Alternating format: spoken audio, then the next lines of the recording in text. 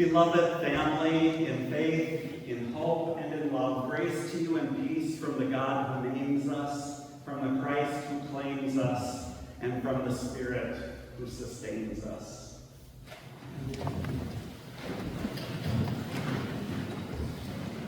Who do you say that I am?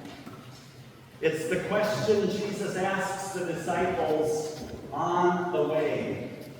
And they are on the way up north in Galilee to a region called Caesarea Philippi, a place known for its temple to the god named Pan, that half-human, half-goat, mythical god of the ancient Greeks, who played his panpipes, and from whose name we have not only the word panic, because Pan's booming voice, which was said to terrify even the gods, was a thing, and the word pantheism, meaning God in all things, a universal understanding of God. So it's against that backdrop that Jesus asks the disciples in this morning's gospel on the way to this area laden with pantheistic meaning.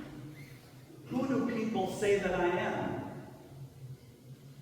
Knowing that their answers could be as many and varied as the very region they were entering could imagine, could it and would it be possible that he too might be perceived of as a God, as divine in their minds? Well, being put on the spot as they were on the way to Caesarea Philippi, perhaps they were a bit caught off guard. Take, for instance, their responses. Maybe their minds were racing, their tongues were a bit tied. I don't know, maybe John the Baptist, one venture to guess. He'd been recently beheaded, now back from the dead. Or another ventured, how about the prophet Elijah? Or maybe one of our other prophets, Isaiah, Jeremiah, Ezekiel, Hosea, Amos, Obadiah, Micah, Think pantheism in terms of people. He could have been anybody. Up to this point in the Markan narrative leading up to this moment, Jesus had so far driven out demonic forces, healed a man who was unable to hear and with a disability of speech, fed a crowd of 4,000 with 7 loaves of bread and a few fish, and healed another person who had been born blind. So now, on the way to the place of pantheism, Jesus pops the question and then asks them this piercingly personal question of identity, as piercing as the eyes depicted in the art on the bulletin cover this morning, which have haunted me ever since I first took a look at them. It's as if Jesus is looking at you and at me and asking, but who do you say that I am? And Peter gets it. Peter becomes the first follower, for that matter, the first human being on earth to utter these words of identity. His tongue unleashes the truth. You are the Messiah. The Greek word is Christos, Christ, an ascription of honor, never spoken before to Jesus, the Christ. And of course, Peter has ever thus been honored by the church for being the very first to speak those words. Never mind that just moments later, the same tongue that identified Jesus in this way then rebukes Jesus for not living up to Peter's expectation of what a Christos, a Messiah, ought to be. Peter might be the first one to say amen to that rough reading from the book of James as we continue journeying through that book in these Sundays that remind us today that the tongue is a fire. For with it we bless the Lord made in the likeness of God.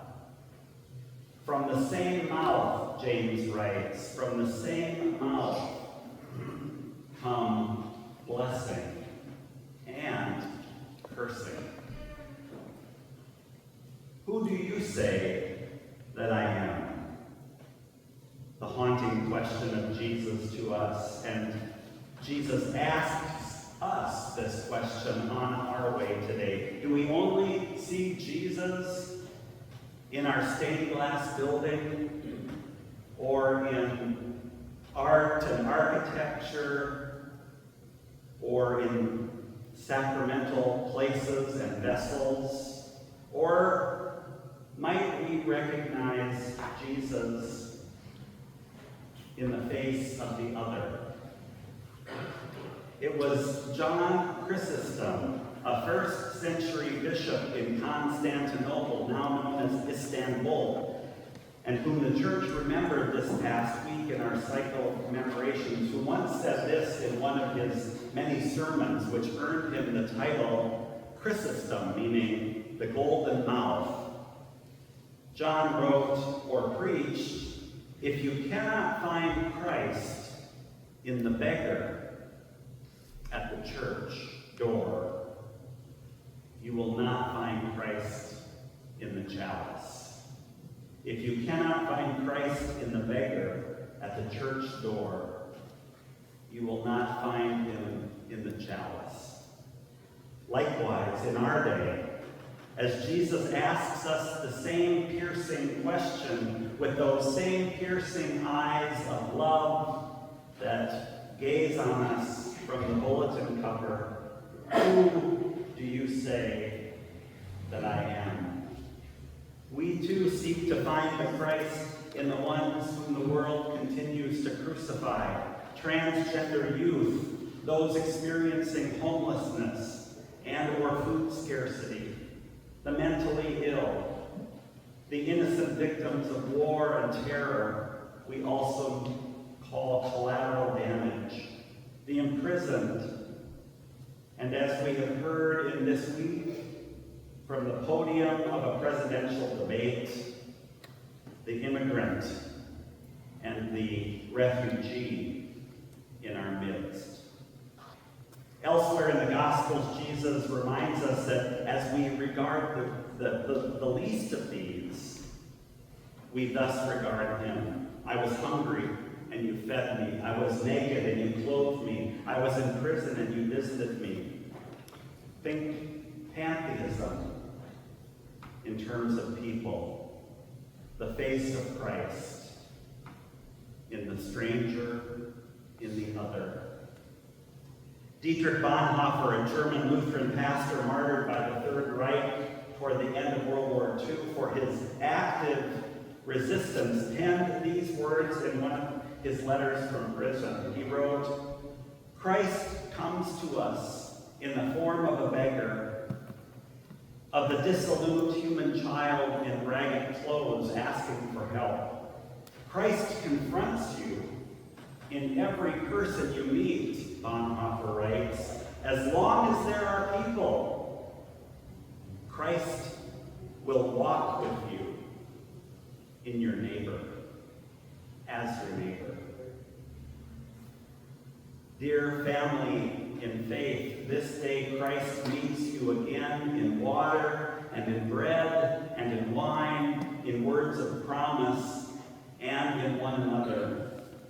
And daily and again, Christ meets you beyond this place, beyond those doors, on your way, always inviting you to recognize him in the last and in the least and in the lost.